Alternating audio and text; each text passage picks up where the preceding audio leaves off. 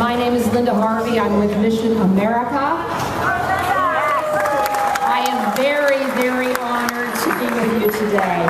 You know, there was once a time in this country when Americans never thought twice about whether they had freedom to worship and freedom to live out their religious convictions in their private lives, in the workplace, or in the public square. Within the bounds of law, you could say yes when you believed something was the right thing to do, or you could say no. We could even peacefully protest like we're doing now when the law wasn't correct. It was kind of like the free will that God has given each one of us.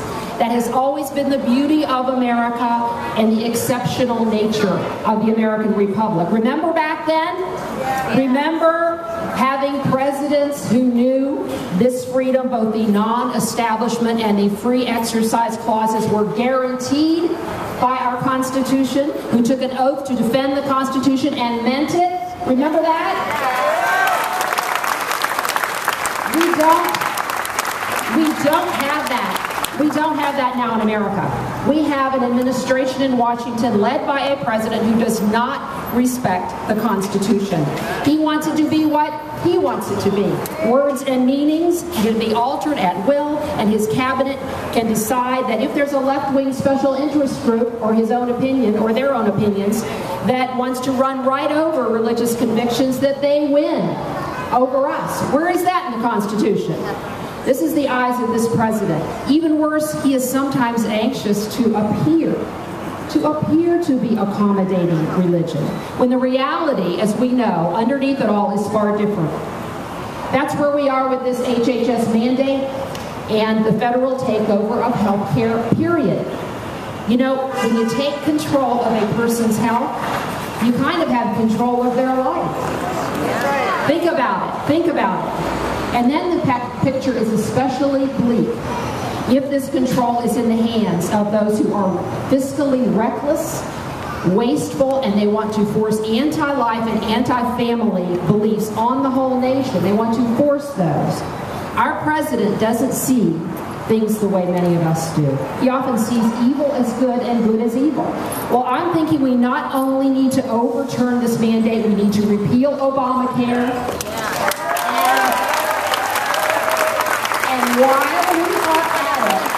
And while we are at it, this is not the only thing here. But while we're at it, let's get a new president, don't you think?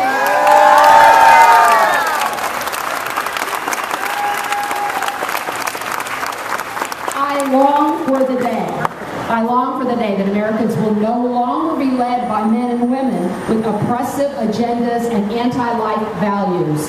I long for a national leader of high moral character who respects the law and our Constitution. My prayer is that one day all Americans would be on the same page on this.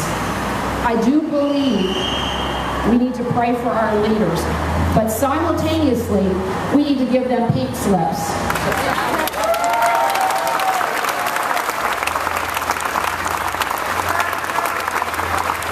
If our president and Kathleen Sebelius and others were to truly repent, we are a forgiving people. We would reconsider them for future office. But until they learn respect for the law of this land, the people of this land, for life, and for the hand of God in shaping our destiny, these are not the people who should be leading us.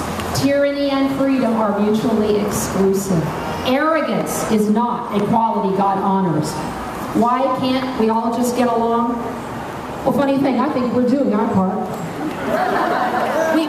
We know the Constitution. We want to follow the Constitution, right?